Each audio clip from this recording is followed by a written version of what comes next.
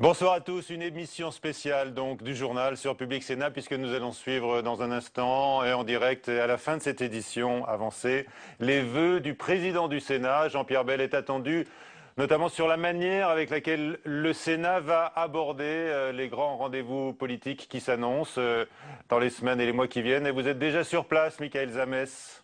Oui, avec, vous l'avez dit, une majorité friable, assez faible, quelques voix seulement. On s'en rappelle notamment de ce texte qui a été retoqué avec les voix du Parti communiste, notamment le texte sur le budget. Est attendu également un message aujourd'hui de fermeté sur la loi sur le non-cumul des mandats qui est non voulu par les sénateurs, mais dont François Hollande annoncera le calendrier dès demain. Un message de consensus, cette fois, et d'unité est attendu sur la situation au Mali. De nombreux ambassadeurs sont venus ce soir écouter le président du Sénat. À tout à l'heure. À tout à l'heure, Michael. Donc, et puis nous-mêmes, nous recevrons sur ce plateau plusieurs sénateurs, notamment Jean-Michel Baillet, qui est également déjà sur ce plateau, également président d'Iratico de gauche, André Valigny et Philippe Bas pour le Parti socialiste et pour l'UMP seront également avec nous dans un instant. Une cérémonie d'hommage aux invalides cet après-midi au lieutenant Damien Boiteux, le pilote qui a été tué vendredi au Mali. Le Premier ministre a prononcé l'éloge funèbre du soldat mortellement blessé aux commandes de son appareil lors du premier jour de l'opération Serval. Le lieutenant Boiteux avait 41 ans. Il servait depuis 22 ans dans l'armée de l'air. Une minute de silence a été respectée à la mémoire des soldats tués au Sénat aujourd'hui et à l'Assemblée nationale. François Hollande a précisé les objectifs de l'opération militaire déclenchée au Mali, arrêter l'agression, sécuriser Bamako et puis renforcer le pouvoir civil. La France n'a pas vocation à rester, a souligné le chef de l'État lors de sa visite à Dubaï. Sur place, les renforts arrivent, confortant l'idée d'un prolongement des combats au sol. Flora Sauvage. Stopper les islamistes, sécuriser Bamako, préserver l'intégrité territoriale du pays et enfin assister les forces maliennes. Tels sont les 4 objectifs de l'intervention militaire au Mali. Au 5e jour de l'opération Serval, l'armée française a mené des frappes aériennes sur la ville de Diabali aux mains des djihadistes. Fort de 750 hommes, le contingent français va être renforcé pour atteindre 2500 soldats. L'objectif maintenant est l'offensive terrestre pour sécuriser l'ouest du Mali. Au plan international, le Royaume-Uni, le Danemark, les États-Unis, le Canada et l'Allemagne vont fournir une aide logistique. Par ailleurs, une force africaine doit se déployer d'ici à une semaine sur le terrain. D'intenses discussions sont en cours à Bruxelles et une réunion des ministres des Affaires étrangères européens devrait se tenir jeudi. D'après le Haut Commissariat aux réfugiés, le conflit a déjà chassé 150 000 personnes dans les pays voisins et le nombre de personnes déplacées est proche de 230 000. Lors d'un déplacement à Dubaï, François Hollande a assuré que la France n'avait pas vocation à rester au Mali. Le but, former les militaires et fournir toute l'aide logistique nécessaire pour que l'armée malienne puisse partir à la reconquête du nord du pays. Et à l'instant, la représentante de l'Union européenne pour les affaires étrangères, Madame Ashton, remercie la France pour son action au Mali, mais elle n'annonce aucun moyen supplémentaire de l'Union donc auprès des forces armées françaises. À la veille du débat sans vote qui se tiendra demain au Parlement, quel est l'état d'esprit des sénateurs? Le sentiment d'union nationale est-il général? Camilla Campusano avec Nathalie Guillouard ont voulu le savoir aujourd'hui. Sur le fond, pas d'objection. Face à l'intervention au Mali, consensus dans la classe politique. Mais le débat de demain ne perd pas pour autant son importance. Les sénateurs comptent bien exprimer leurs inquiétudes dans l'hémicycle. Il faudra éviter l'enlisement de nos troupes. Le fait de faire partir les djihadistes est une chose, le fait de les empêcher de revenir en est une autre. Et je pense que demain, le débat permettra d'aller plus loin pour que la représentation nationale soit évidemment solidaire de cette décision. L'enlisement, difficile de contourner la question. Le groupe socialiste veut donc que la France se prépare à cette éventualité. Il n'y a aucune justification au fait que la France pourrait rester seule dans ce débat. Alors les États-Unis apportent de la logistique, la Grande-Bretagne a annoncé aussi un peu de logistique, mais je pense que d'autres pays d'Europe pourraient concrètement manifester leur solidarité avec la France. Des questions qui pourraient être débattues demain, mais pas de vote au programme pour le Parlement. Lancer une opération militaire relève uniquement du domaine de l'exécutif. C'est en réalité une séquence pour l'instant en 2 temps. Au moment où les militaires arrivent sur le théâtre étranger, on informe le Parlement et il peut y avoir un débat, mais pas de vote.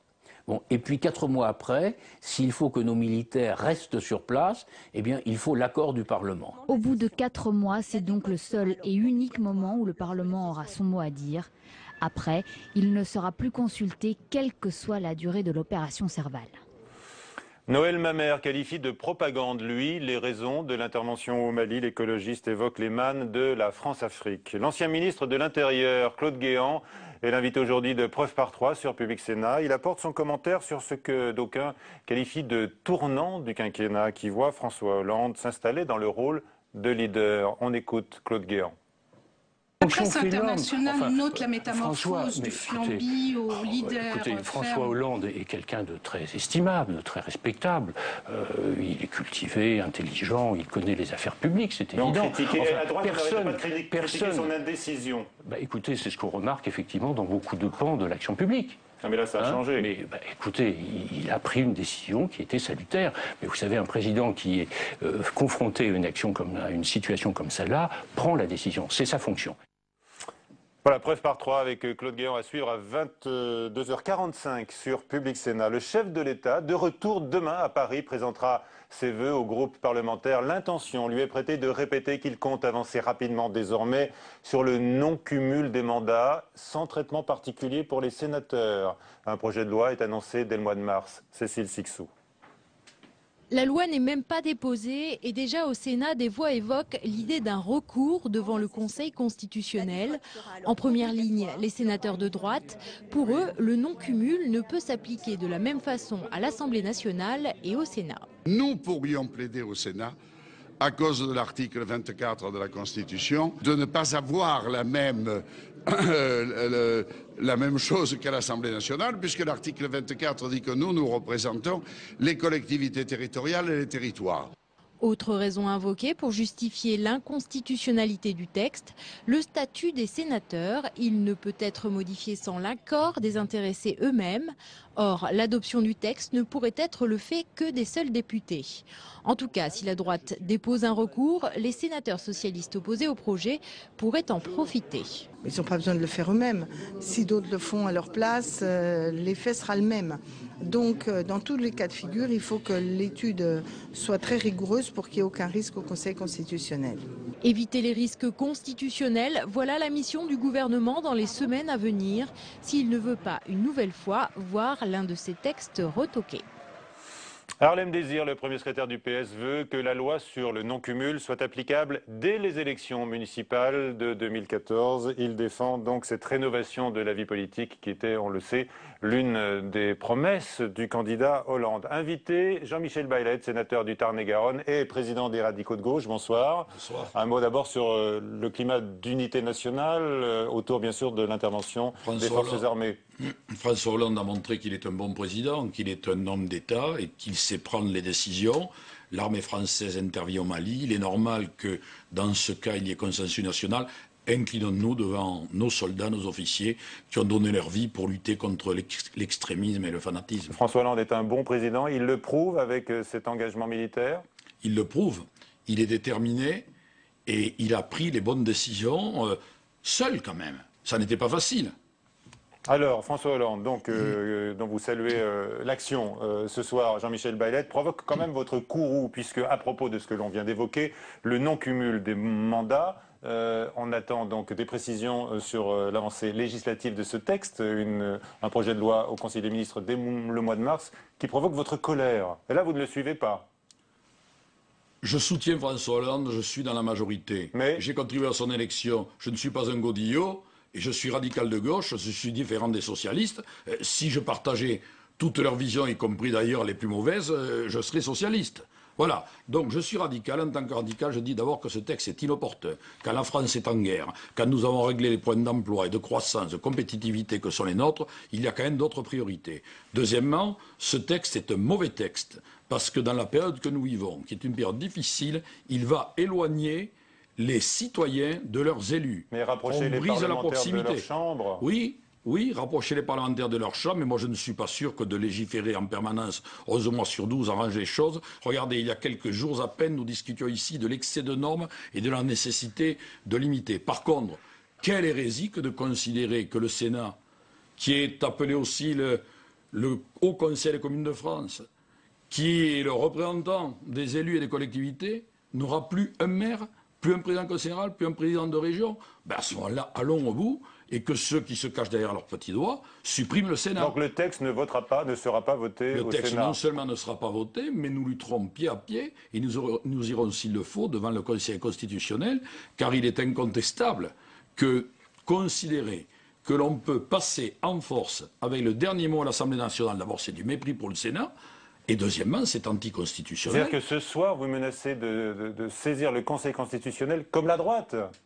Ça ne me gêne pas. Moi, je suis un élu indépendant, libre. Les radicaux sont des républicains qui ont des convictions. Le Conseil constitutionnel est l'arbitre. Quand on n'est pas d'accord, on va devant le Conseil constitutionnel. Ce que j'espère, c'est quand même ce message sera entendu et que le débat s'ouvrira. Parce que pour l'instant, c'est passé, il n'y a rien à voir. Essayons de voir si on peut trouver dans la concertation, un point de consensus. Mais il n'y aura pas de traitement particulier pour les sénateurs. Apparemment, on attend les vœux demain de François Hollande, mais c'est ce qu'il y aura, semble-t-il, dans son texte. Il semblerait. Vous, Jean-Michel Baylet, vous fustigez les communistes qui manquent à l'appel de la majorité gouvernementale. On l'a sur les grands textes au Sénat, sur le budget, etc. Et vous aussi, alors vous prenez la tangente sur une réforme, une promesse du chef de l'État. Vous faites des amalgames qui m'étonnent de vous. Les communistes ne votent pas le budget, c'est l'acte fondateur d'une majorité. Moi, je marque ma différence sur des sujets qui touchent aux collectivités, qui touchent aux sentiments républicains des radicaux et qui ne sont pas des sujets qui mettent à mal la majorité. Nous marquons nos différences, nous faisons entendre, nous sommes les radicaux, tous des élus locaux, nous savons ce que pensent les élus locaux. Ils ne sont pas d'accord, parce que quand j'entends dire, il paraît que tout le monde serait contre le cumul. Je m'inscris en faux. Tous les élus que je rencontre toute la semaine me disent surtout pas.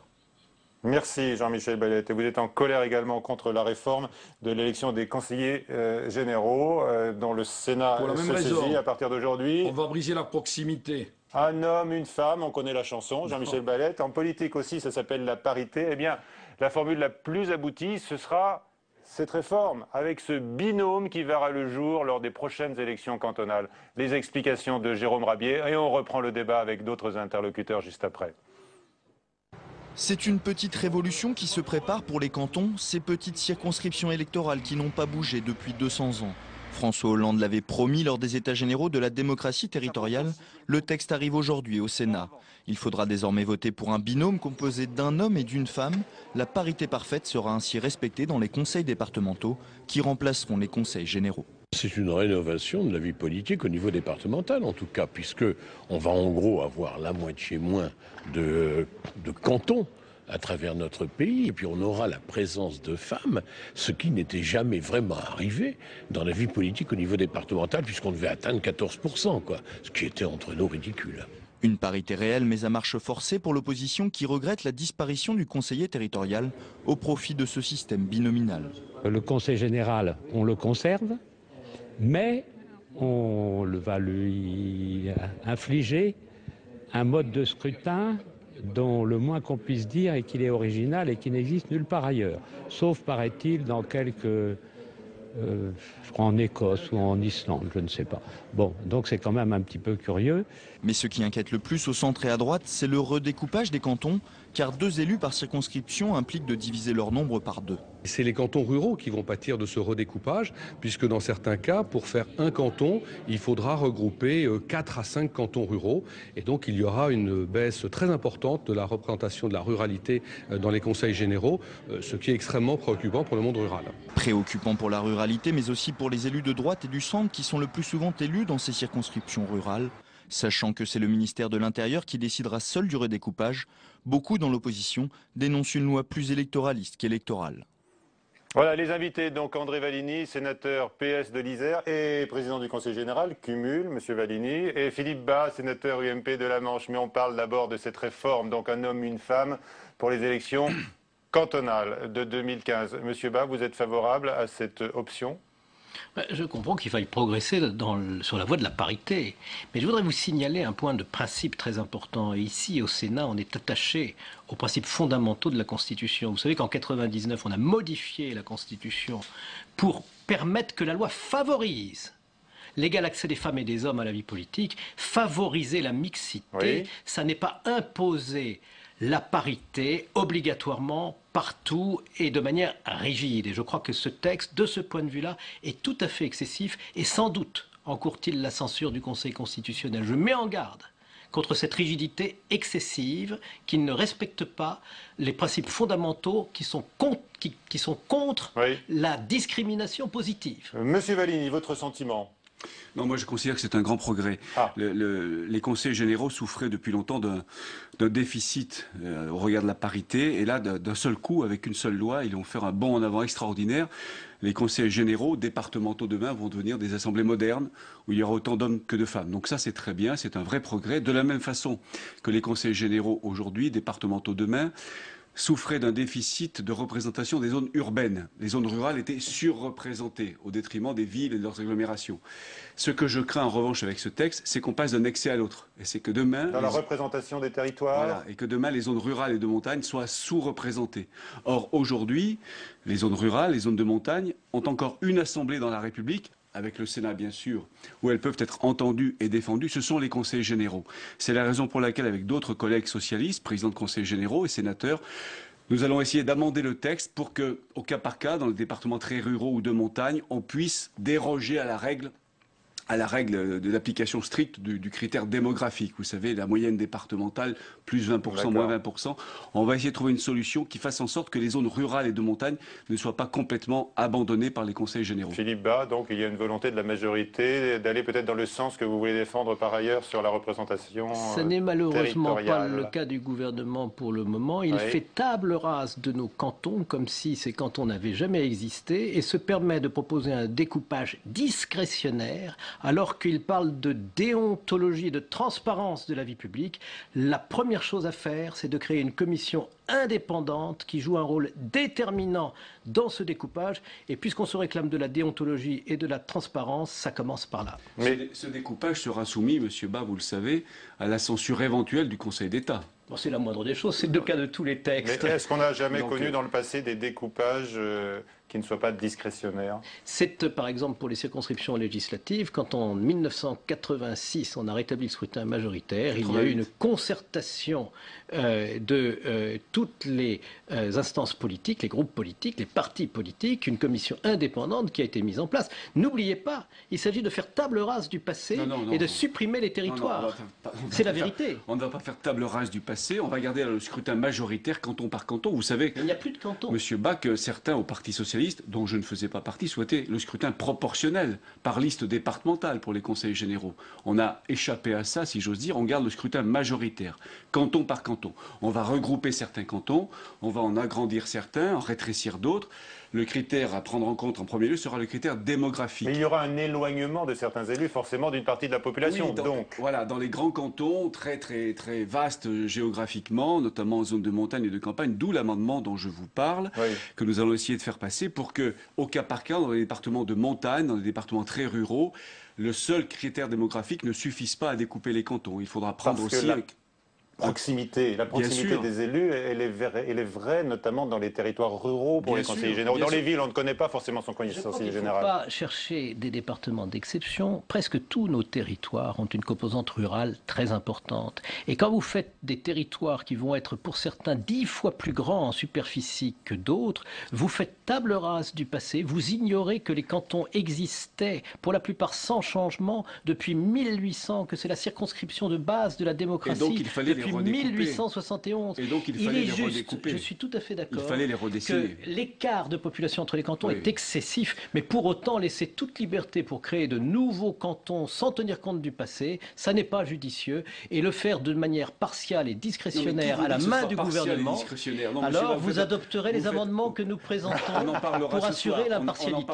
Vous en reparlerez entre vous, c'est sûr. Ce ne sera ni partial ni discrétionnaire. En Isère, nous avons aujourd'hui des cantons de 50 000 habitants, d'autres de 1500 habitants. 1550 000. Vous ne pensez pas qu'il fallait redessiner tout ça? Nous allons progresser ensemble dans cette voie. Deux questions. Mais il importe que nous n'allions pas trop loin, car sinon les territoires ne seront plus représentés, d'une part. Et d'autre part, il importe de donner des garanties d'impartialité. C'est ça la déontologie et la transparence. Je vais vous dire ce que le gouvernement n'espère plus obtenir de la confiance des Français, il essaye de l'obtenir de la loi électorale. Et ça, c'est très grave, il faut le dénoncer. Ça ne vous ressemble pas, c'est monsieur la Bas. volonté qui s'exprime clairement dans la manipulation de tous les modes de scrutin, tel que le rapport Jospin l'a mis sur la table. Monsieur Jospin n'est pas un manipulateur. Commençons par les cantonales, les municipales, les régionales, les législatives, les sénatoriales. Tout est à l'ordre du jour sans s'occuper du problème numéro 1 pour les départements qui est celui des conditions d'exercice de leurs responsabilités, du financement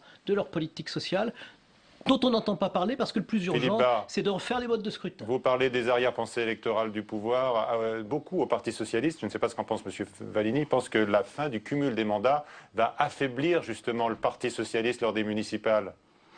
Je n'ai pas fait de calcul à cet égard. Ce que je pense en tout cas, c'est que les sénateurs représentent les collectivités territoriales. Ce serait difficile qu'ils ne puissent pas être moins maire ou président de conseil général. Je vous propose maintenant de rejoindre la présidence du Sénat, puisque Jean-Pierre Bel...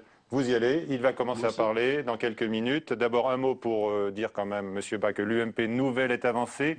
Une nouvelle équipe est installée, vous le savez, aux commandes, avec des soutiens paritaires de Jean-François Copé et François Fillon. Michael Zamès, tout de suite à la présidence du Sénat pour les vœux de Jean-Pierre Bel. Oui, nous attendons le discours de Jean-Pierre Bel dans un instant. On attendait, on va vous le dire, l'arrivée du Premier ministre Jean-Marc Ayrault qui a fait son apparition il y a quelques minutes. Et avec nous, le président du groupe socialiste ici au Sénat, François Rebsamen. François Rebsamen, quelques questions d'actualité. Tout d'abord, sur le Mali, bien évidemment, la situation. Est-ce que vous pensez que les répercussions en France, telles qu'elles sont annoncées, notamment par le ministre de l'Intérieur, nous avons des menaces? Est-ce qu'il y a des choses à craindre? Écoutez, je ne suis pas le ministre de l'Intérieur, mais hier soir, vous savez que le gouvernement, enfin le Premier ministre, le ministre de la Défense et le ministre de l'Intérieur ont reçu l'ensemble des présidents des groupes parlementaires. Et donc la question a été posée à Manuel Valls, qui nous a répondu qu'il n'y avait pas de menaces groupées spécifiques sur notre territoire, mais que des individus pouvaient toujours agir. Et donc la vigilance s'impose.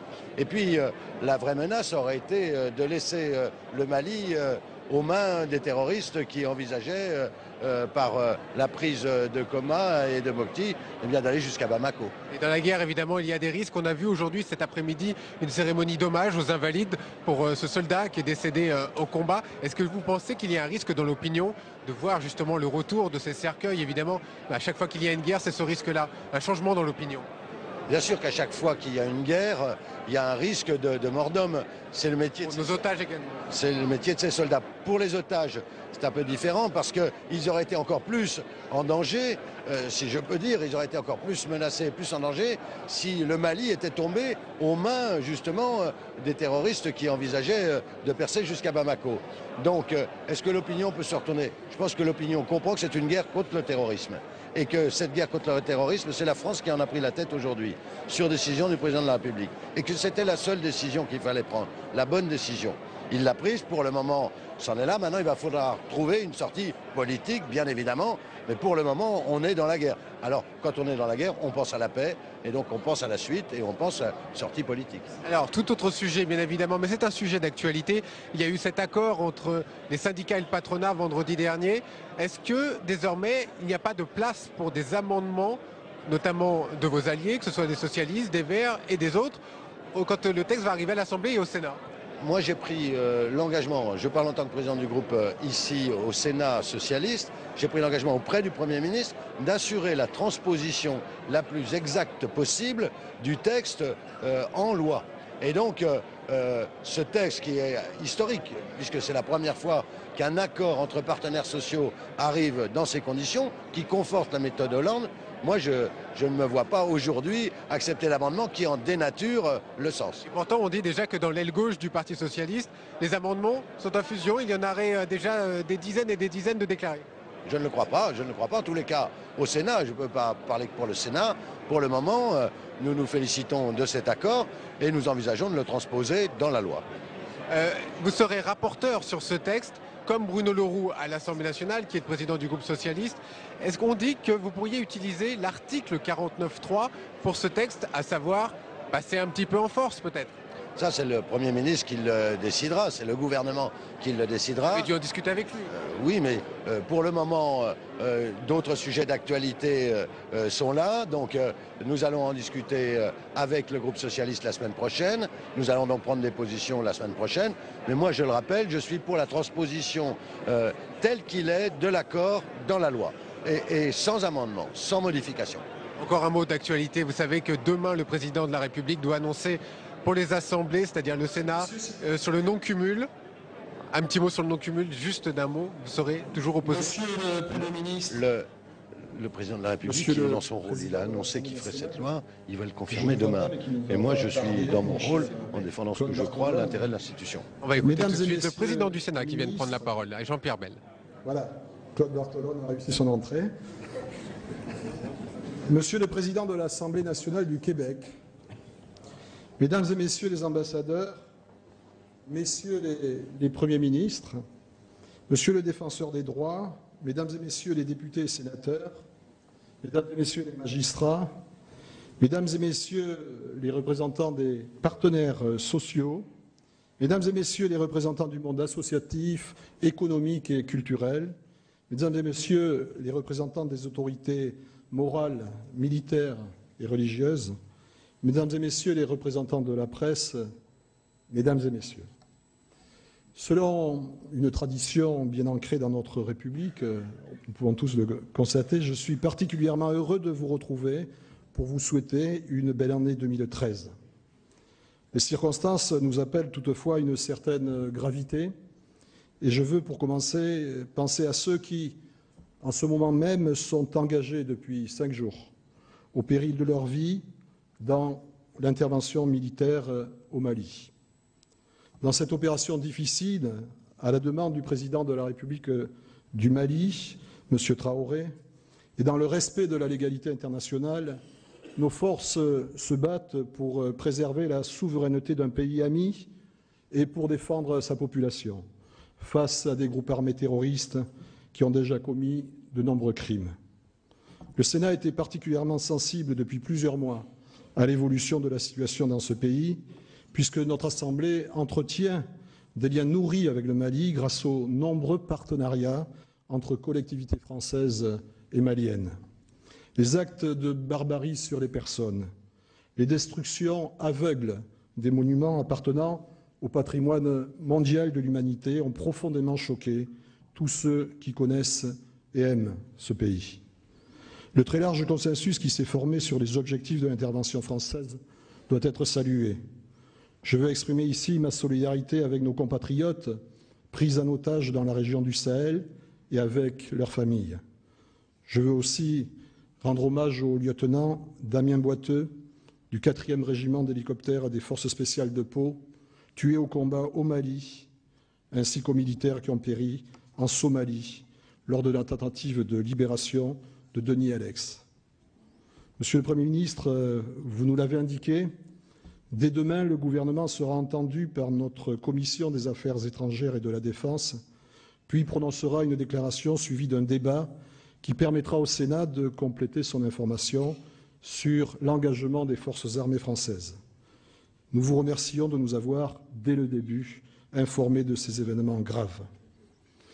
Mesdames et Messieurs, lorsque, pour la première fois, je vous ai présenté mes vœux, notre Assemblée venait de vivre la première véritable alternance de son existence. Celle-ci avait suscité un intérêt très fort. Disons-le peut-être, une forme de curiosité. On pouvait percevoir, et c'est bien normal, pour les uns quelques appréhensions, pour les autres beaucoup d'espoir. L'espoir, il nous appartenait de le faire vivre et les inquiétudes, bien sûr, de les lever, d'assurer dans les meilleures conditions ce que nous avons appelé la transition républicaine. Chacun, je crois, s'accorde à le dire, nous avons réussi, le Sénat est resté ce qu'il était pour la courtoisie et l'état d'esprit qui règne dans ces instances. Nous avons mis en place une gouvernance respectueuse de toutes les sensibilités. Les décisions du Bureau relatives à la vie et à l'organisation du Sénat sont prises dans le plus grand consensus, y compris lors du renouvellement récent des femmes et des hommes appelés à diriger l'administration de notre Assemblée et vous le savez, qui sont toujours de grande qualité. J'éprouve à cette occasion toujours le même sentiment dans ce magnifique salon Beaufranc. C'est un moment certes solennel, mais aussi un moment rare, où même si cela peut ne durer que quelques minutes, le temps semble presque suspendu, nous offrant une certaine distance, une parenthèse pour nous permettre de donner du sens à notre action. Il y a un an, mes propos anticipaient sur les grands rendez-vous qui allaient suivre tout au long de l'année 2012. Nous avions ici donné le signal du changement. D'autres changements de la plus haute importance allaient suivre, avec l'élection de François Hollande à la présidence de la République, la formation d'un nouveau gouvernement, le vôtre, Monsieur le Premier ministre, l'élection d'une nouvelle majorité à l'Assemblée nationale en 2012. Qu'on s'en félicite ou qu'on le regrette, notre pays a alors clairement opté pour un cap différent, dans un contexte économique, social et financier parmi les plus difficiles depuis la fin de la Seconde Guerre mondiale. Dans cette période, pour ce qui me concerne, j'ai beaucoup apprécié le renouveau dans la méthode, une approche des grands sujets qui passe par la concertation, la volonté de reconstruire des relations de confiance et de dialogue. Nos concitoyens réclament ce climat d'apaisement dans un monde, on le voit bien, porteur de lourdes tensions, souvent même de menaces. Mesdames et messieurs les ambassadeurs, vous êtes venus très nombreux ce soir et je veux vous en remercier avec beaucoup de sincérité et de chaleur même. Votre présence parmi nous fait honneur tout d'abord à la Haute Assemblée, mais elle témoigne aussi du rôle particulier que celle-ci joue dans l'action internationale qui est aujourd'hui un élément clé de notre avenir. Le Sénat a développé une expertise reconnue en matière internationale. Au fil des ans, il a mis ce savoir-faire au service de la paix et de la démocratie, en soutien aux initiatives de la diplomatie française. Dès mon élection, j'ai souhaité poursuivre et amplifier la politique d'ouverture sur le monde engagée par mes prédécesseurs que je salue. C'est ainsi que j'ai reçu ici de nombreuses personnalités internationales, chefs d'État et de gouvernement, présidents d'assemblée, prix Nobel, en accueillant notamment les présidentes du Costa Rica, du Brésil, et le président du Pérou, j'ai pu mesurer l'importance que ces dirigeants attachent à un dialogue direct avec les partenaires. Je compte bien sûr approfondir ces échanges, car je souhaite donner corps à la résolution unanime du Sénat pour relancer notre coopération avec le continent sud-américain. J'espère que le gouvernement relaiera notre volonté d'instituer une journée de l'Amérique latine. Plus encore qu'ailleurs, le dialogue entre les deux rives de la Méditerranée me tient à cœur pour que vive l'espoir soulevé par les printemps arabes. Je me suis donc, moi aussi, rendu en Tunisie pour marquer le soutien du Sénat à la transition démocratique de ce pays. J'ai proposé lors de ma visite à Rabat la constitution d'un forum parlementaire franco-marocain. En 2013, j'espère pouvoir me rendre en Algérie, où la visite du président de la République a marqué une nouvelle étape dans nos relations. À chacun de mes déplacements à l'étranger, je rappelle l'attachement du Sénat aux valeurs de liberté et de dialogue qui fondent notre démocratie parlementaire.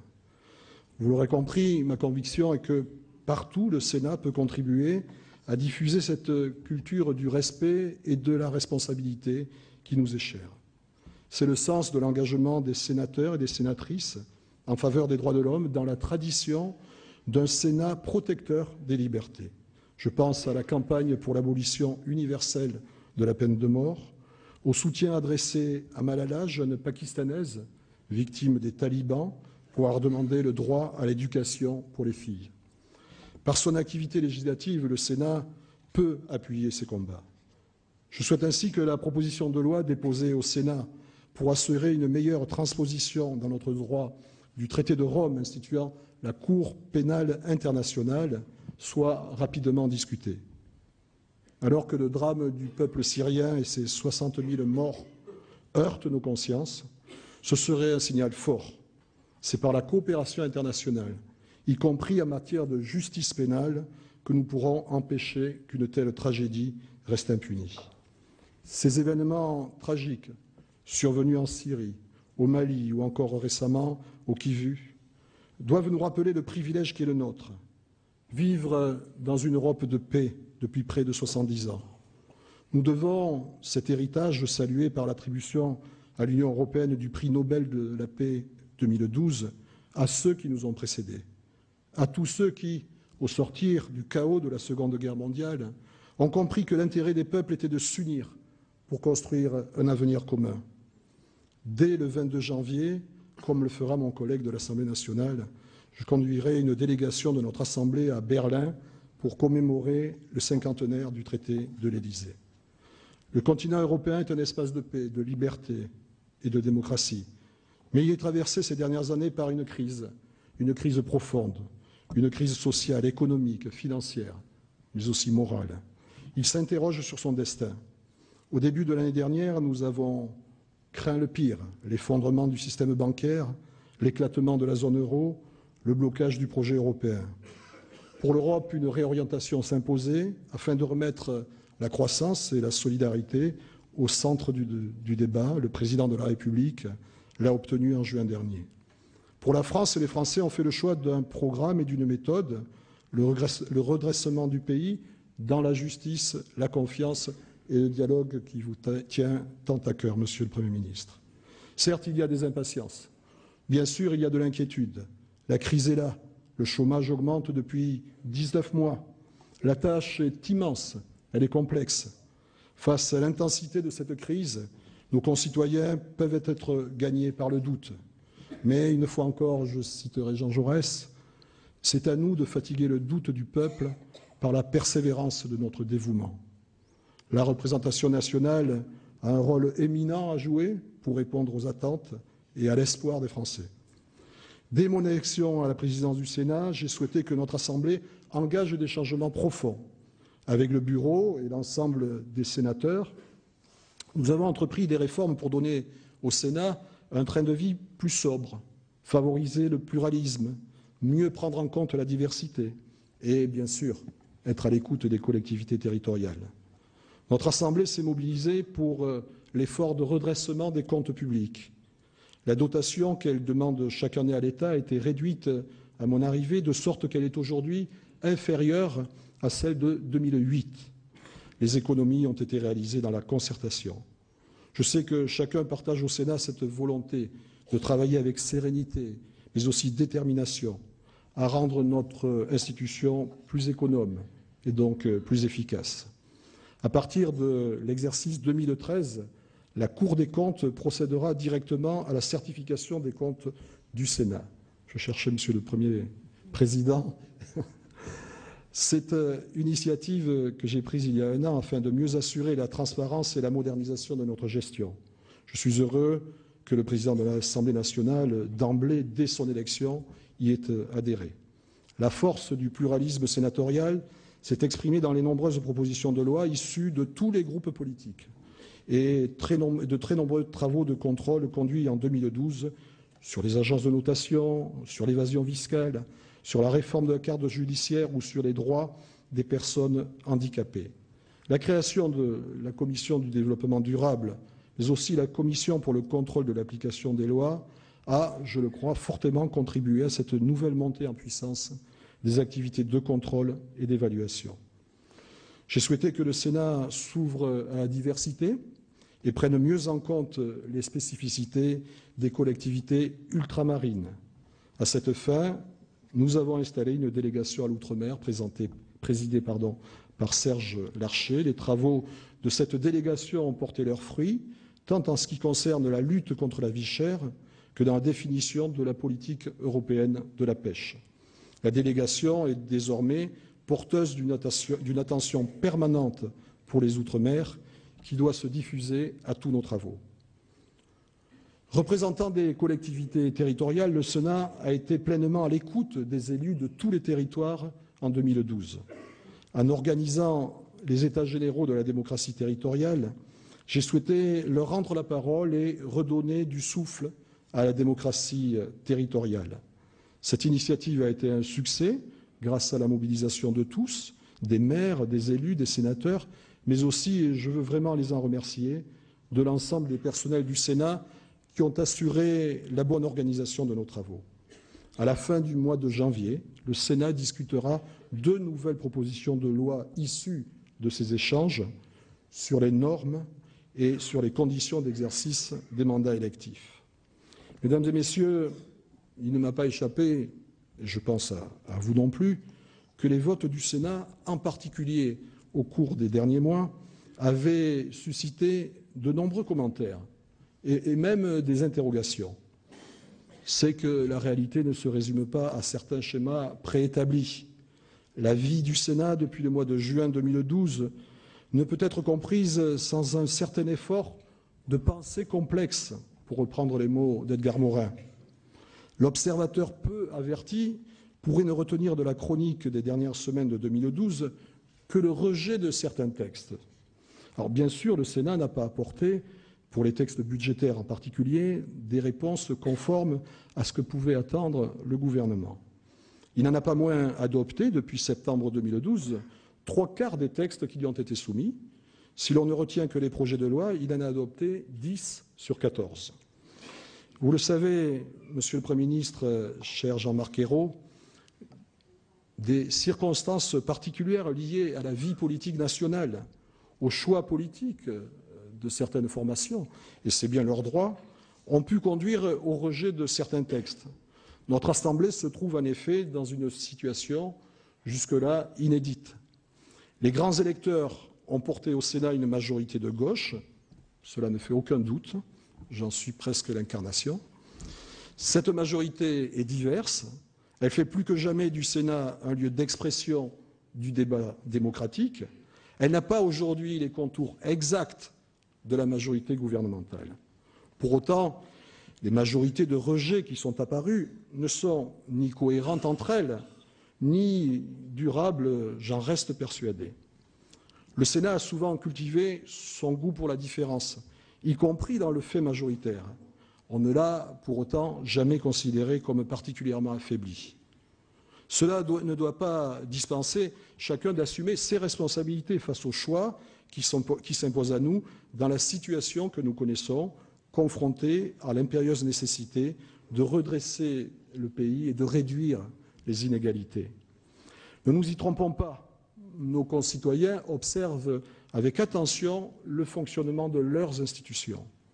Le bicamérisme est une garantie de débat démocratique. Il doit le rester. Et il nous faut pour cela agir en responsabilité. C'est donc sur chaque texte que les partenaires de la majorité sénatoriale, sans oublier le gouvernement, doivent chercher à construire des consensus. Alors que pouvons-nous espérer de 2013 ? Pour ma part, je souhaite que 2013 soit une année d'unité, de courage et de réussite pour la France. D'unité et de courage, car l'année 2013 s'annonce très difficile, nous le savons. Le président de la République a toujours tenu un langage de vérité à ce sujet. La priorité, c'est l'emploi.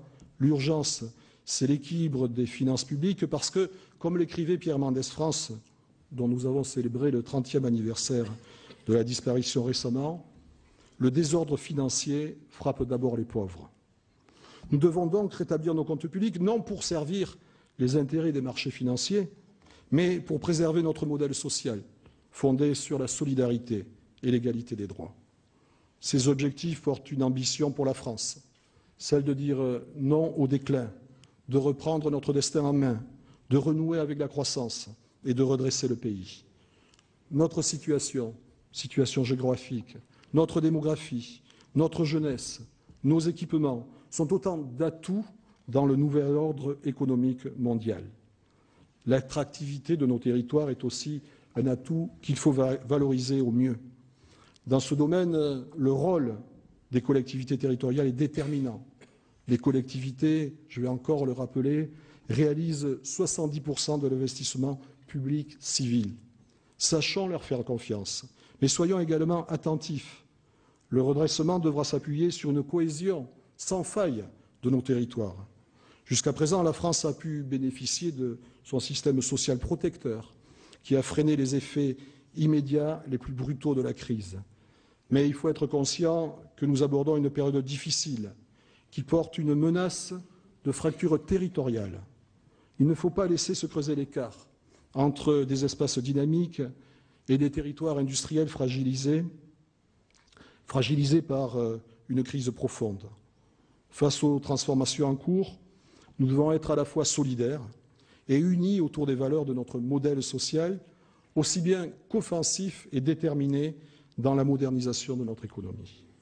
Les pratiques de la génération née avec le numérique vont faire émerger de nouveaux modèles économiques. Cette mutation touche particulièrement les secteurs de la presse et de l'audiovisuel, représentés ici ce soir par les journalistes que je veux saluer, fortement attachés à la liberté de la presse partout dans le monde. Le Sénat restera très attentif à ces évolutions. Enfin, je souhaite que 2013 réponde à l'attente du pays pour l'instauration de nouveaux droits et la modernisation des institutions. Au Parlement vont venir en discussion des projets importants ayant trait à la vie personnelle et familiale de nos concitoyens. Nous aurons à débattre de sujets sensibles tels que le mariage pour tous et la prise en charge de la dépendance et la fin de vie. En matière pénale, il nous appartiendra de mettre en place les moyens de prévenir la récidive et de briser la spirale de la délinquance dans laquelle certains se perdent de plus en plus jeunes.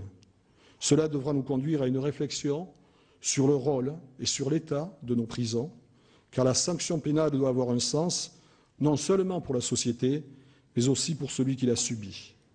Nous aurons par ailleurs à examiner des textes déterminants pour notre organisation institutionnelle. Je veux parler de la réforme du Conseil supérieur de la magistrature, qui permettra de renforcer l'indépendance du parquet. Je pense également, et vous nous en pardonnerez, à la modernisation des modes de scrutin locaux, qui vient en débat au Sénat dès aujourd'hui, dès ce soir. Enfin, à la suite du rapport de la commission présidée par Lionel Jospin, que je salue, il sera question de la modernisation et de la déontologie de la vie publique, dont je voudrais évoquer deux aspects. En matière de déontologie, le Sénat a publié sur son site Internet, dès le 30 juin 2012, les déclarations d'activité et d'intérêt des sénateurs. Notre Assemblée poursuivra sa démarche volontaire pour la prévention des conflits d'intérêts. Je pense en outre à la question du cumul entre un mandat parlementaire et l'exercice des fonctions exécutives locales. Celle-ci est en débat depuis longtemps. Elle suscite les passions. Vous connaissez mon attachement au bicamérisme, garant, selon moi, d'un meilleur travail législatif. Mais un bicamérisme, cela veut dire deux assemblées qui dialoguent et qui sont écoutées. En tant que président du Sénat, mon premier devoir est de faire en sorte que, dans nos débats, chaque sénatrice et chaque sénateur puisse s'exprimer librement. Je veillerai donc à ce que le pluralisme soit scrupuleusement respecté et à ce que nos travaux se déroulent dans un esprit d'échange et d'ouverture. La diversité des opinions ne doit pas être niée, comment le pourrait-on, mais assumée et expliquée. Elle fait la richesse du Parlement et lui permet d'exprimer effectivement la volonté générale. Mesdames et messieurs, en conclusion, je voudrais vous dire toute la fierté qui est la mienne de présider cette Assemblée. La responsabilité que m'ont confiée mes collègues est d'abord un honneur, car au cours de son histoire, lors des débats qui ont amené notre République sur les questions les plus essentielles, le Sénat a su promouvoir et défendre les libertés fondamentales.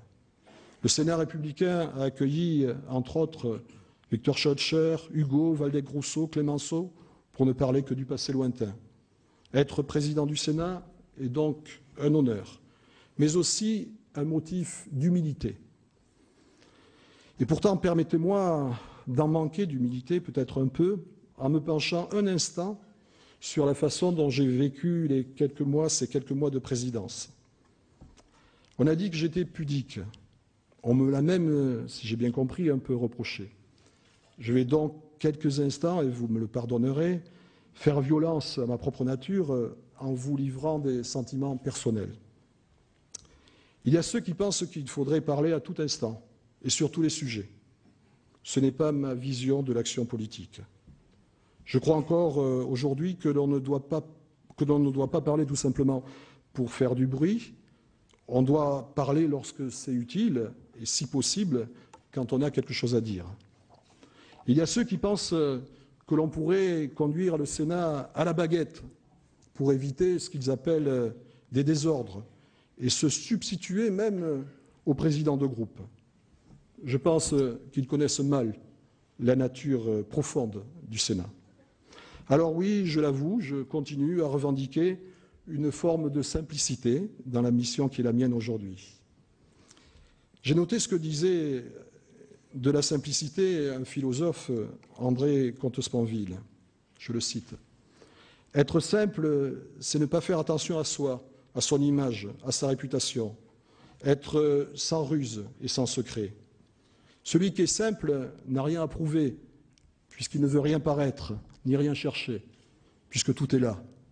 Être simple, ce n'est pas chercher la petitesse, c'est refuser les fausses grandeurs. » Alors, mesdames et messieurs, je veux bien m'inscrire dans cette définition-là.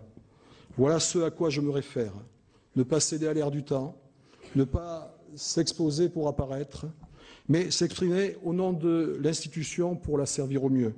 S'extraire du tourbillon médiatique pour réfléchir et revenir à la vérité des choses, pour faire peut-être les bons choix.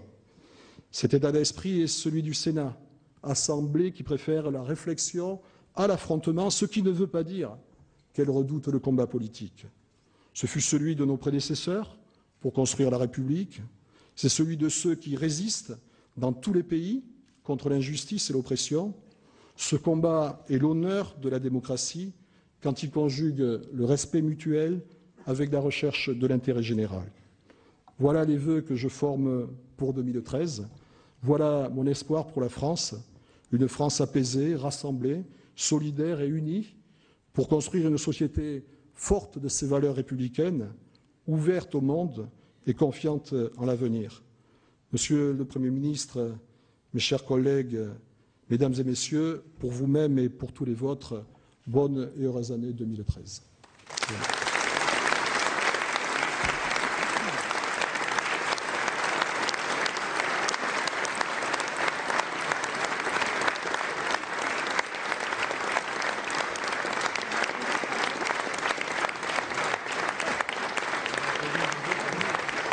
Merci, j'étais un peu long. Il nous reste à lever le verre ensemble pour fêter cette nouvelle année. Merci. C'est qui Thomas? Ah bon, c'est qui ce Thomas Diablo?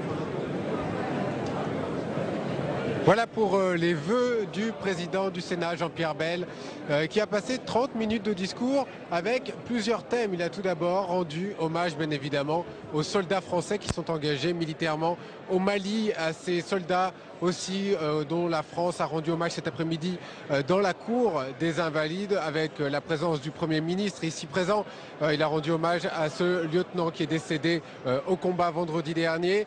Un hommage également à tous ceux qui sont engagés sur le terrain au Mali. Et puis évidemment, ils étaient nombreux ici à écouter ce message, un message destiné aux ambassadeurs présents ici au Sénat, un message notamment destiné à ce qu'il soit répercuté à travers le monde via ces ambassadeurs.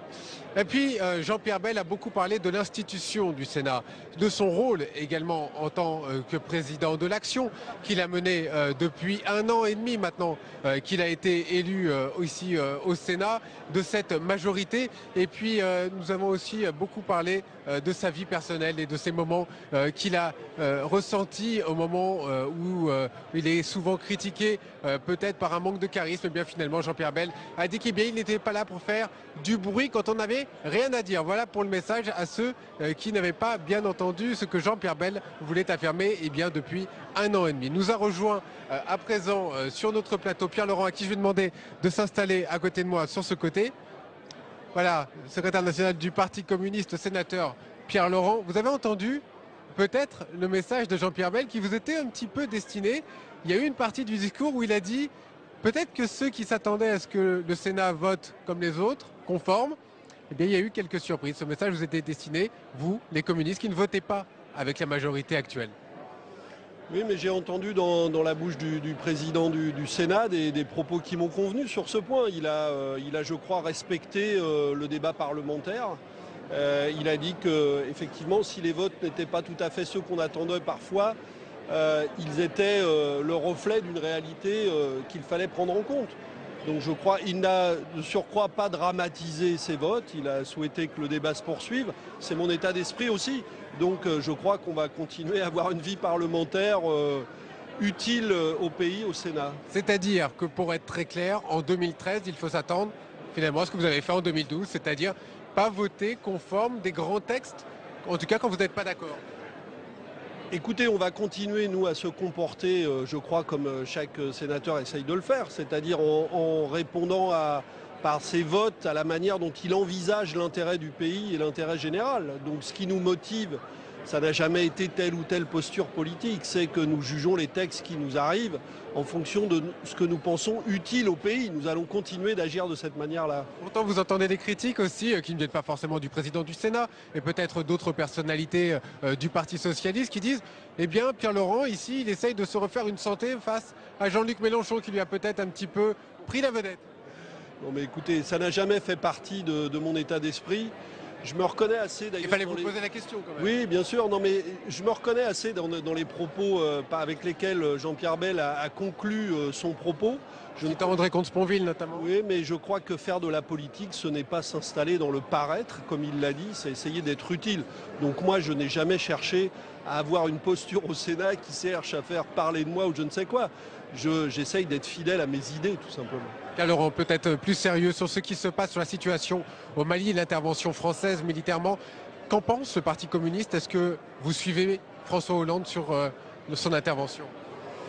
Nous sommes, alors qu'il est, très inquiets. Nous sommes évidemment très attentifs au sort du peuple malien. Nous sommes des amis du peuple malien et nous comprenons parfaitement qu'il y avait une très grave inquiétude devant la progression des groupes islamistes armés et qu'il fallait faire quelque chose, répondre à la demande d'aide du gouvernement malien.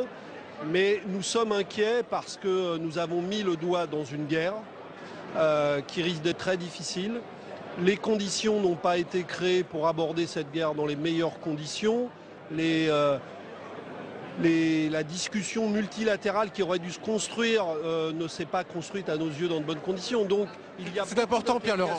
C'est important ce que vous dites. Ça veut dire que vous ne suivez pas forcément l'avis de la classe politique actuelle qui disent qu'il y a une sorte de consensus pour dire que finalement François Hollande avait raison d'intervenir si vite, si tôt.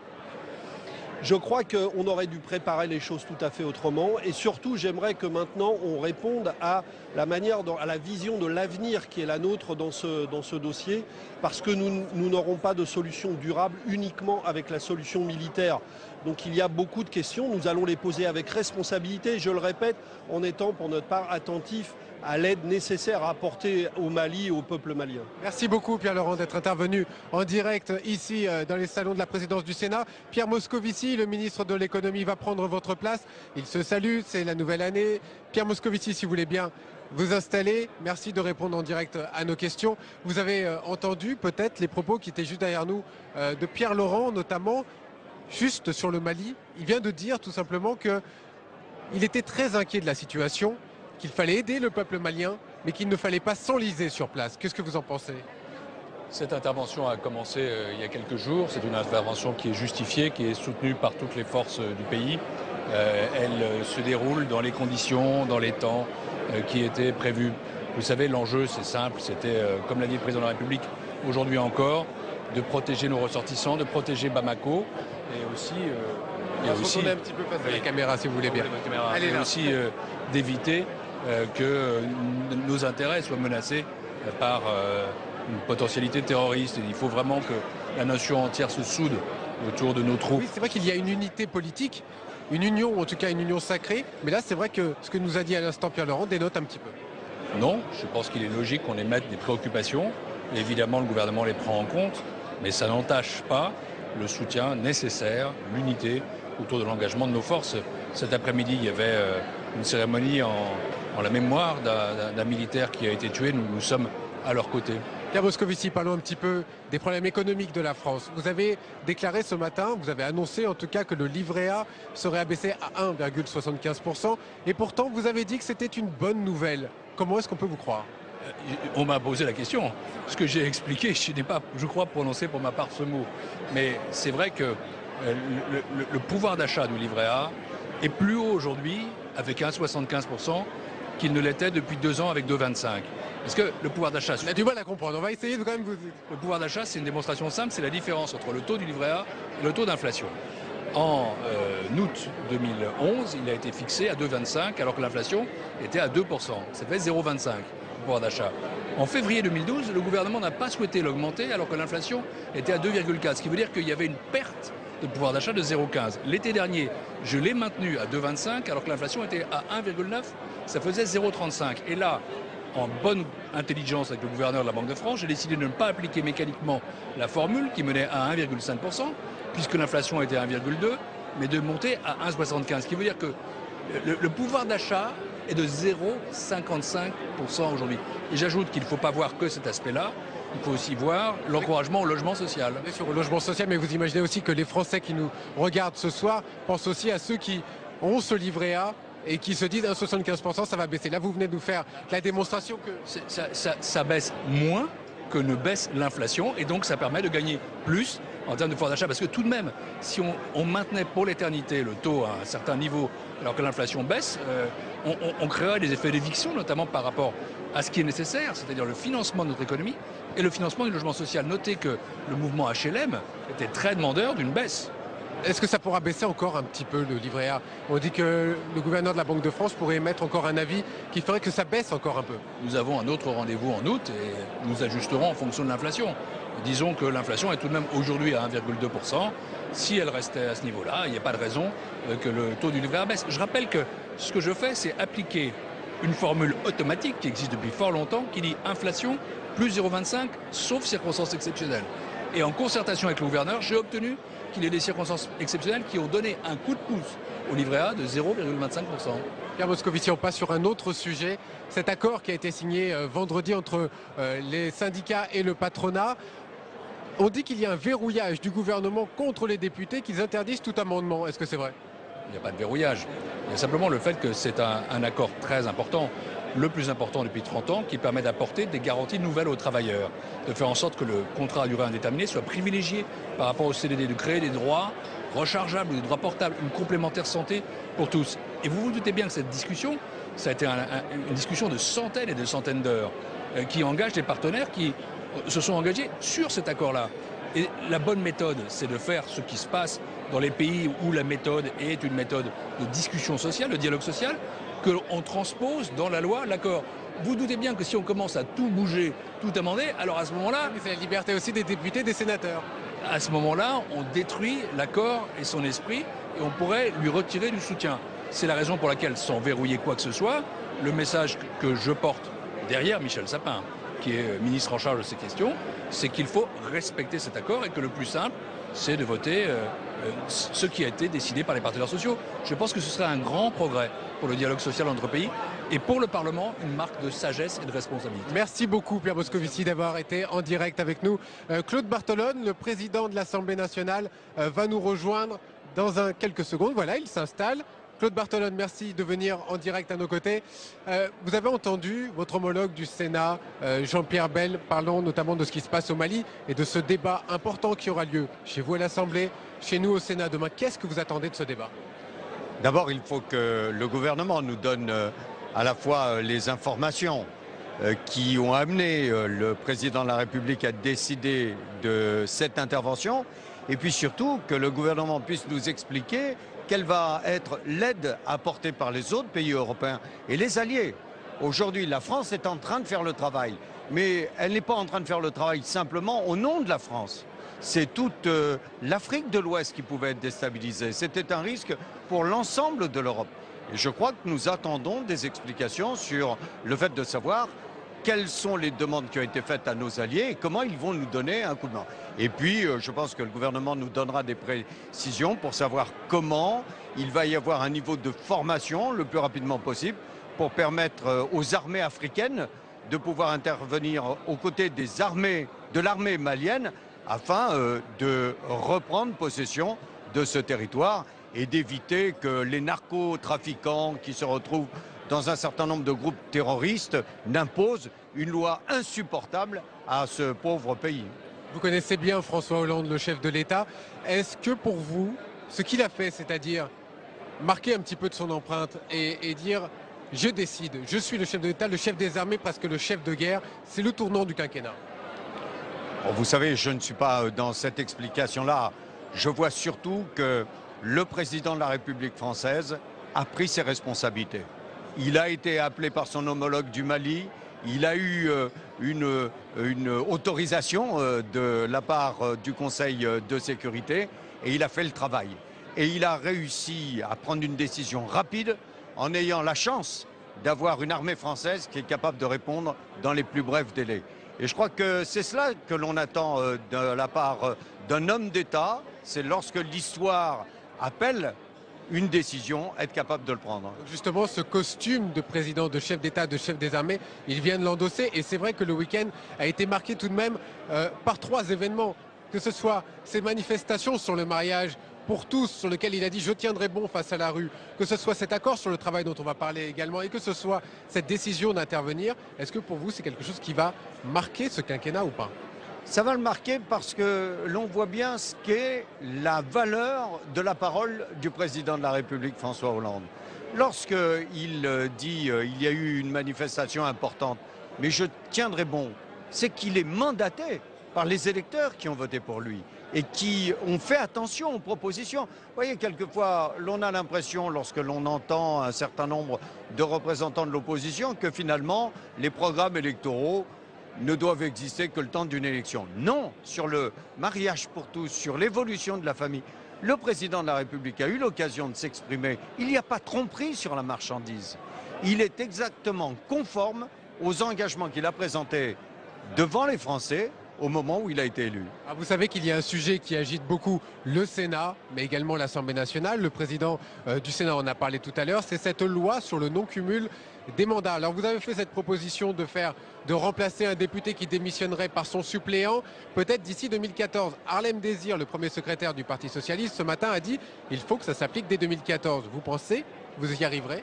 En tous les cas, moi ce que je souhaite, c'est que la loi sur le cumul soit applicable dès les prochaines élections municipales, en 2014. Si ce n'est pas le cas. Mais j'émets un bémol.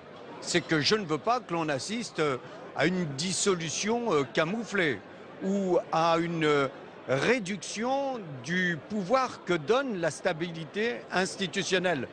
L'Assemblée nationale a été élue pour 5 ans. Il y a une majorité pour 5 ans. Donc, et si je ne se fait pas en 2014, qu'est-ce qui se passe? Si nous n'avons pas la garantie que les suppléants peuvent remplacer les députés, s'il y a le moindre risque d'anticonstitutionnalité, il faudra que la loi s'applique en 2017. Donc fin du quinquennat et pas avant? Non. Si 2014, ça ne fonctionne 2014, si l'on a la certitude de pouvoir dire aux Français, c'est une réforme qui n'affaiblit pas la stabilité. Vous voyez, moi je crois beaucoup à cette idée que 2013... Donc vous rejoignez un petit peu les sénateurs et ces 80 sénateurs socialistes qui ont dit cette loi ne se fera pas.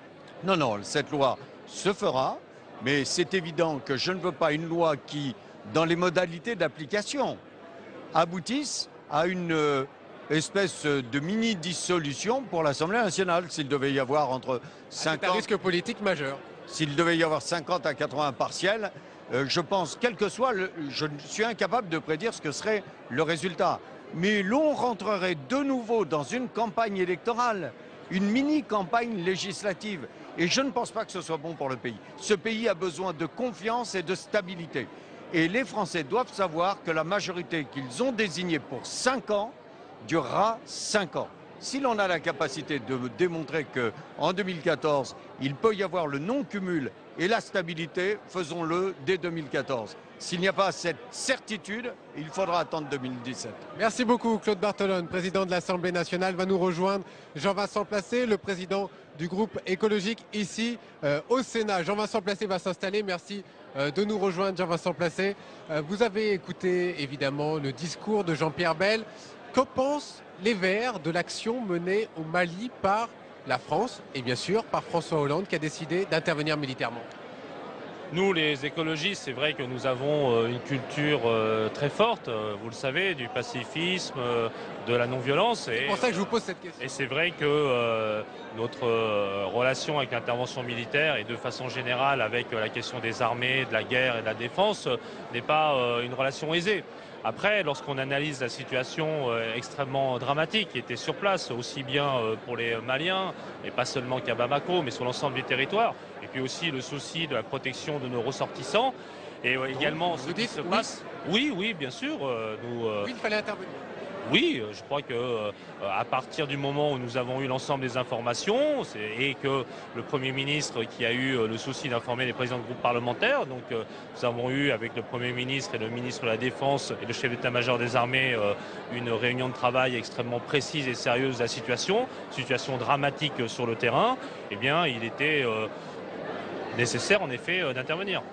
Sur la position également, ce qui est original, parce que d'habitude les Verts, vous l'avez dit, c'est plutôt le pacifisme. C'est parce que vous avez rejoint le gouvernement, la majorité, qu'aujourd'hui vous dites oui, il fallait intervenir? Non, pas du tout. Je crois que je suis plutôt connu pour une certaine forme de liberté de parole. Pareil. Voilà, donc quand je dis quelque chose, je le pense et je suis assez peu soumis à la discipline. Il n'y a pas de langue de bois, Jean-Vincent Placé. Non, il n'y a pas beaucoup de langue de bois.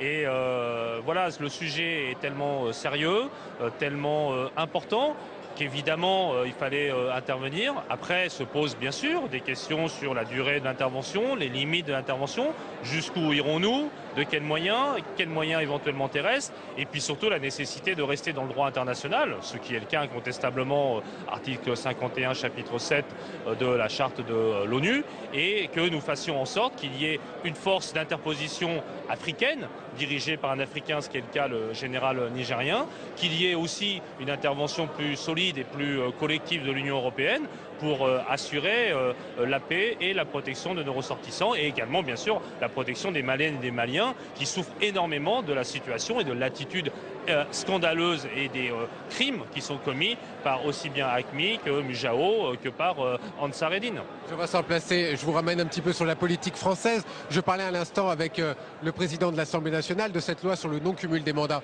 Quelle va être la position du groupe écologiste ici au Sénat? Est-ce que vous allez être bec et ongle contre ce non-cumul? Il paraît que non, vous serez plutôt pour. Vous suivez très près les choses. On essaye. Nous sommes depuis très longtemps, nous les écologistes, des partisans du non-cumul des mandats. Nous pensons qu'il faut régénérer, renouveler la vie politique française, la classe politique française. On se dit même qu'avec des gens différents, peut-être que des idées nouvelles vont pouvoir émerger davantage, et particulièrement celles qui nous tiennent à cœur. Et c'est vrai que aussi bien que pour qu'il y ait plus de femmes au Parlement, plus de jeunes, plus d'élus issus de la diversité, nous sommes attachés au non-cumul des mandats. Le président de la République et le Premier ministre en ont fait un engagement majeur, et nous sommes totalement aux côtés du président de la République et du Premier ministre en matière de non-cumul. Merci beaucoup Jean-Vincent Placé, et vous connaissez peut-être notre prochaine invitée qui est Cécile Duflot, la ministre du Logement. Il paraît, oui, on était ensemble, voilà.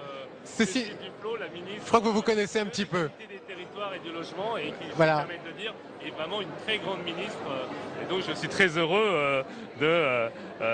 Cécile Duflot, si vous voulez bien remplacer Jean-Vincent Placé, je crois que vous connaissez un petit peu. Merci. Voilà, Cécile Duflot, la ministre de l'égalité des territoires et du logement, voilà, on le précise. Vous avez un thème d'actualité très fort qui a été annoncé ce matin par le ministre de l'économie avec cette baisse du livret A. Finalement, c'est un coup de pouce pour le logement social, si on comprend bien. C'est ça, le système du livret A, qui est un très vieux système que beaucoup de pays en Europe et dans le monde nous envient. C'est un placement très liquide, c'est-à-dire on peut mettre de l'argent et le retirer sans aucune difficulté, pas imposé, et en même temps du financement à très long terme pour les organismes de logements sociaux. Donc c'est une épargne utile parce qu'on finance du logement social avec. Mais évidemment, il faut que le taux soit en phase avec l'inflation. Voilà, Pierre Moscovici nous disait tout à l'heure, vous allez voir, c'est quand même une bonne nouvelle avec une explication sur les taux. C'est une bonne nouvelle, mais les Français regardent quand même que ça a baissé à 1,75%. Alors on veut bien aider le logement social, mais les taux ont baissé. Oui, mais en même temps, c'est un placement très sécurisé, c'est un placement qui est net d'impôts, donc qui n'est pas inintéressant. C'est vraiment un équilibre, donc il faut bien le penser de cette manière-là. S'il est si intéressant, c'est parce qu'en échange, il sert à financer l'intérêt général et les logements sociaux. Donc cet équilibre-là, il est décisif pour la durabilité du système, pour la force du livret à lui-même. Et c'est vrai que les opérateurs de logement social étaient un peu dans la difficulté ces derniers mois parce que les taux avaient augmenté. C'était très difficile de financer les opérations. Tout à l'heure, j'étais avec Jean-Vincent Placé, vous l'avez vu, il nous a dit, moi je suis connu pour ne pas avoir la langue de bois. Alors moi, je vais vous poser cette question. Votre position, vous qui êtes membre du gouvernement, mais vert, est-ce que vous êtes pour l'intervention française au Mali? Moi, je pense qu'il y avait une question de nécessité et d'urgence au Mali. Il y avait une demande de toutes les forces politiques maliennes, quelle que soit leur position dans le débat politique, dont on sait qu'il a été très tendu et très compliqué. Une situation extrêmement périlleuse, une menace réelle sur la capitale, Bamako. C'est toujours difficile de prendre cette décision, mais je pense qu'on aurait pu aussi regretter de ne pas l'avoir prise. Donc dans le cadre de cette situation-là, avec, comme l'a dit le président de la République, la volonté qu'une force africaine prenne le relais de la force d'intervention française, je pense que c'était la seule décision qu'il fallait malheureusement prendre dans les circonstances. Oui, Noël Mamère, qui est un député écologiste également, lui a une voix totalement contraire. Il dit qu'il n'y avait aucune utilité à aller aujourd'hui au Mali sur ces positions actuelles défendues par le président de la République. Écoutez, moi je dis qu'en conscience et en connaissance de la situation, je dis que c'est une décision malheureusement nécessaire, que c'est jamais évident, que c'est jamais simple, que ce soit l'intervention de la France, mais je dis, quand on voit le soutien très large, les remerciements de l'immense majorité du peuple malien, on se dit qu'il y avait besoin qu'il se passe quelque chose et qu'on ne laisse pas des populations civiles face aux terroristes. Merci beaucoup Cécile Diflot d'être intervenue en direct avec nous ici à la présidence du Sénat. Je vous laisse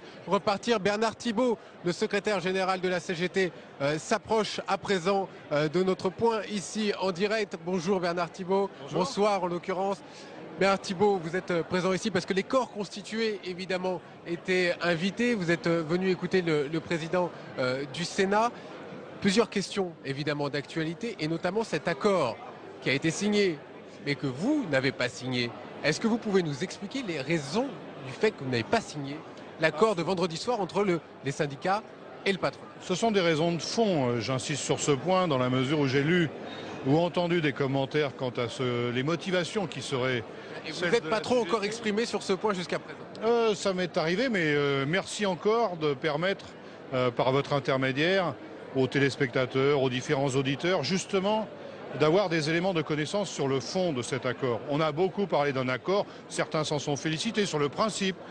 Historique, on dit ça. Oui, bien sûr, mais ce qui est important pour nous, c'est le contenu. Et c'est justement parce que le contenu, de notre point de vue, ne correspond absolument pas à l'attente des salariés que nous représentons au regard de ce qu'est le niveau de chômage, de ce qu'est le fonctionnement des entreprises, que ce texte, pour nous, n'est pas satisfaisant. Ce n'est pas plus de flexibilité, plus de souplesse attribuée aux employeurs qui est attendu. Je pense qu'aujourd'hui, les salariés, dans leur majorité, c'est aussi pour cela qu'ils ont décidé d'installer une nouvelle majorité parlementaire au Sénat, à l'Assemblée nationale, un nouveau gouvernement, attendent plus de sécurité dans leur situation et non pas plus de souplesse aux employeurs. Les licenciements d'aujourd'hui ne feront pas les emplois de demain. Et de ce point de vue-là, le texte qui est présenté est particulièrement négatif. Nous allons faire une campagne d'information sur le fond parce qu'encore une fois, il faut que chacun ait les tenants et les aboutissants avant que le Parlement soit saisi. Justement, il faut faire vite parce que le Parlement va s'en saisir rapidement. Nous avons quelques semaines. Nous pensons que tout en respectant le dialogue social, on ne peut pas non plus attendre des parlementaires qu'ils soient sur le doigt, sur la couture du pantalon, alors à l'égard d'un texte co-rédigé par les employeurs et les syndicats de salariés. Ce sont les élus qui font la loi. Ce n'est ni la partie patronale, ni les organisations de salariés d'ailleurs. Ce sont les élus de la République. Bernard Thibault, vous pensez qu'il y a un verrouillage de la part du gouvernement sur ce texte? Il ne faut pas bouger? Pas d'amendement? Non, je pense que ça ne sera pas possible de toute façon. D'une part, parce que certains des aspects du texte tels qu'ils sont rédigés ne correspondent absolument pas à l'emballage tel qu'il a été présenté depuis vendredi. On a dit des avancées pour les salariés. J'attends qu'on nous en fasse la démonstration et je peux même faire la démonstration inverse. Certains des articles ne correspondent pas aux vertus que l'on accorde à ce texte. Par contre, pardonnez-moi, il y a d'autres paragraphes qui sont, eux, beaucoup plus dangereux au regard de l'évolution du droit qu'il préconise, notamment en matière de procédure de licenciement, d'accès à la justice, de moyens de défense des salariés. Et je pense que nous pourrons faire mesurer aux parlementaires avant qu'ils ne délibèrent. Ce sera leur choix, leur intime conviction. C'est eux qui définiront l'ordre public social de demain. Mais avant qu'ils le fassent, nous prendrons le temps, et j'espère qu'ils prendront le temps eux-mêmes de nous écouter, à les convaincre de la portée de certaines des modifications. Donc si on vous entend, Bernard Thibault, il n'y a pas eu d'avancée du tout dans ce texte signé par la CFDT et 2 autres syndicats et le patronat? Tout dépend de quel point de vue on se place. Je note, je remarque et je peux comprendre pourquoi qu'il y a une tonalité très positive du côté des employeurs, y compris sur la scène internationale. On souligne combien il est important en France, après cette négociation, que les employeurs aient obtenu beaucoup de facilité. La presse étrangère ne semble pas se tromper sur le vrai diagnostic à faire sur la portée de cet accord. Nous sommes une organisation de salariés. Je ferai remarquer que les non-signataires, la CGT et Force ouvrière, représentent au niveau des élections professionnelles une population de salariés plus importante que les organisations signataires. Il est donc important d'entendre tous les acteurs avant que le législateur se fasse une opinion. Rien n'est fini évidemment et il y aura ce texte débattu à l'Assemblée nationale et ici même au Sénat. Merci beaucoup Bernard Thibault d'être intervenu en direct avec nous et nous accueillons à présent le président du Sénat, Jean-Pierre Bel, voilà, qui est juste derrière nous. Il va s'approcher dans un instant. Vous avez pu entendre son discours tout à l'heure. Jean-Pierre Bel, le président du Sénat, qui salue notre invité Bernard Thibault, secrétaire général de la CGT. Jean-Pierre Bel, si vous voulez bien vous approcher juste quelques instants. Merci de répondre en direct à nos questions. On va se rapprocher un peu de la caméra et se tourner ici. Merci beaucoup, voilà, très bien. On vous a entendu dans votre discours, on va aborder point par point. Tout d'abord sur la situation au Mali et sur cet engagement militaire français. Et demain, ce débat qui est attendu bien sûr à l'Assemblée nationale et au Sénat ici. Qu'est-ce qu'il faut attendre de ce débat selon vous ? De toute façon, ce débat est nécessaire. Dans un pays comme le nôtre, avec nos institutions, la Constitution, et d'ailleurs c'est le résultat d'une réforme récente de la Constitution, indique que lorsque la France s'engage dans un conflit de ce type, la représentation nationale, le Parlement doit en débattre. Et vous savez que si nous devions rester plus de 4 mois, il faudrait même qu'il y ait un débat avec un vote. Moi je crois que c'est tout à fait essentiel. Il y a un risque selon vous ? Non, il n'y a pas de... Enfin, est-ce que ça peut durer plus de 4 mois ? Est-ce qu'il y a un risque d'enlisement ? C'est la vraie question.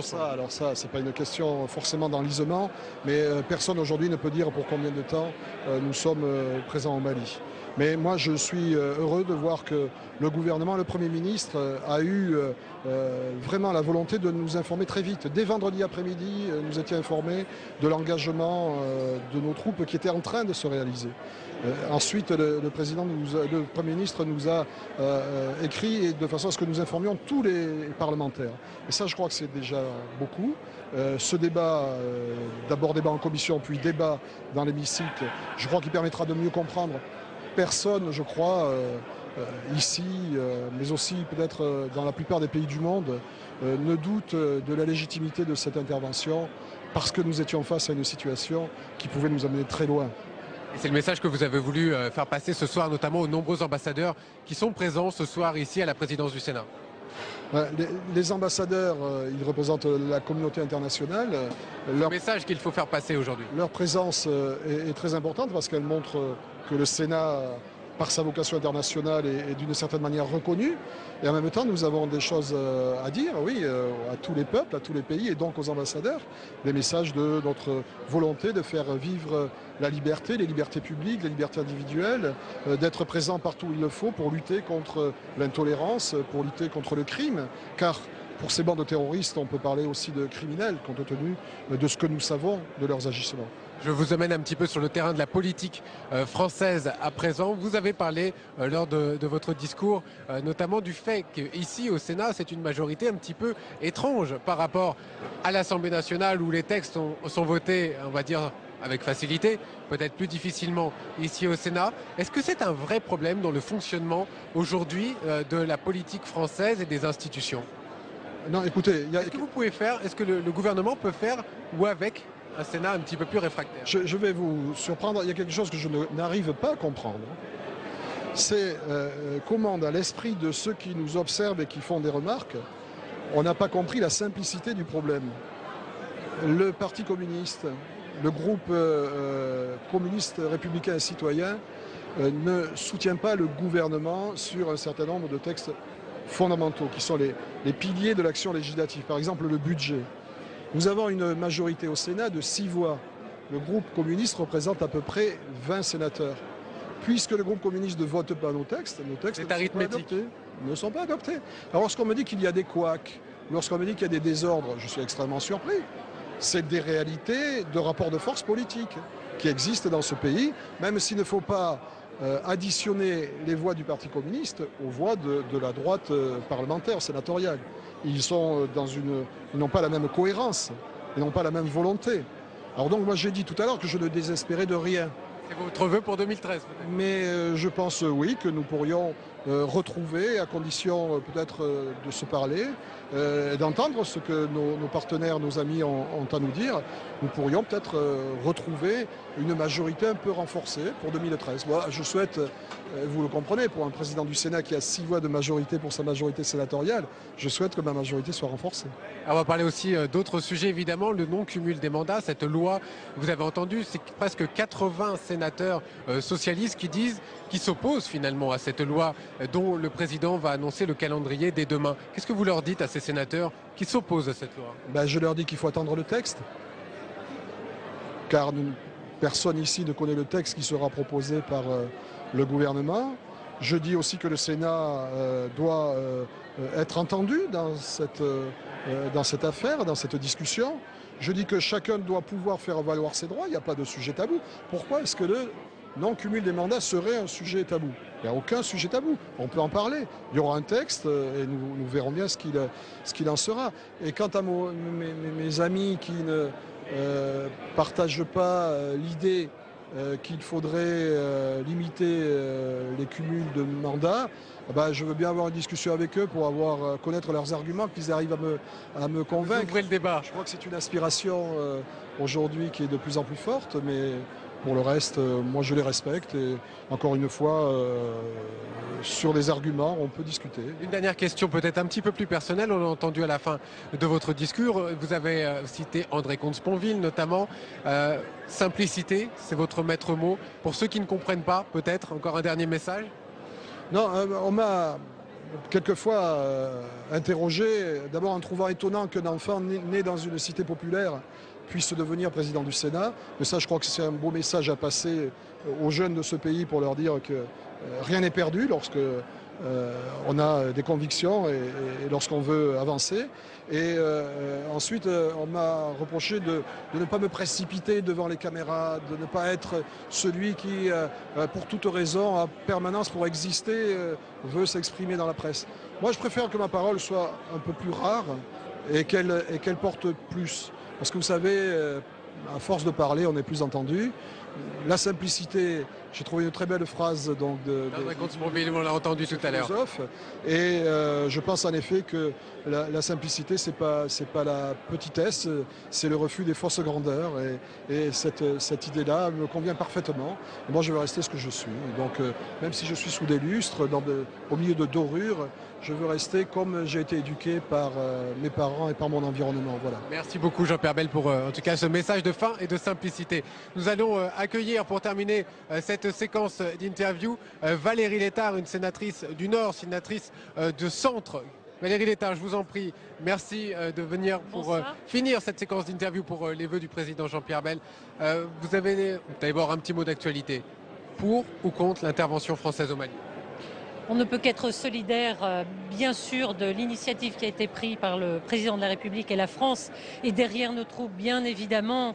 Maintenant, ce que l'on peut souhaiter et espérer, c'est que maintenant, il y ait un fort encouragement de la France pour que très rapidement l'ensemble des chefs d'État européens puissent se réunir pour que ce ne soit pas uniquement l'affaire de la France, mais bien l'affaire de toute l'Europe et que derrière cette question, effectivement, nous soyons dans une réflexion, dans un soutien et dans une action qui soit concertée avec tous nos amis de l'Union européenne pour venir effectivement travailler cette action et cette volonté de traiter la question du terrorisme dans sa globalité et sur la durée, car bien évidemment derrière tout cela, il faut travailler à ce que l'Europe va pouvoir amener aux côtés de la France, et la France plutôt aux côtés de l'Europe, à l'Afrique, l'Afrique et l'Europe.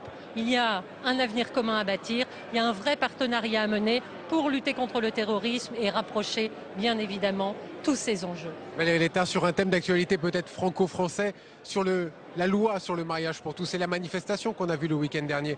Quelle sera votre position ici au Sénat quand ce texte arrivera courant février, début mars?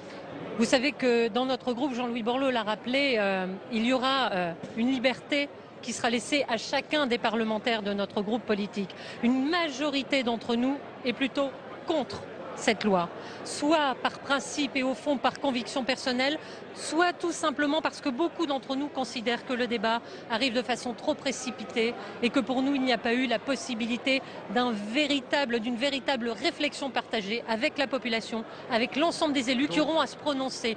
Donc aujourd'hui je peux vous dire que même si, et moi je fais partie de ces élus qui sont encore partagés, dans le groupe il y aura effectivement des avis divergents, même si on sait qu'une grande majorité d'entre nous est plutôt défavorable à ce texte, soit sur le fond, soit sur la forme. Merci beaucoup Valérie Létard. Nous terminons évidemment avec vous. Merci d'être intervenu en direct. Je vous donne rendez-vous à 22 h pour le journal de Sonia Mabrouk. Tout de suite, le reste de l'actualité sur les chaînes parlementaires à l'Assemblée nationale. À tout à l'heure.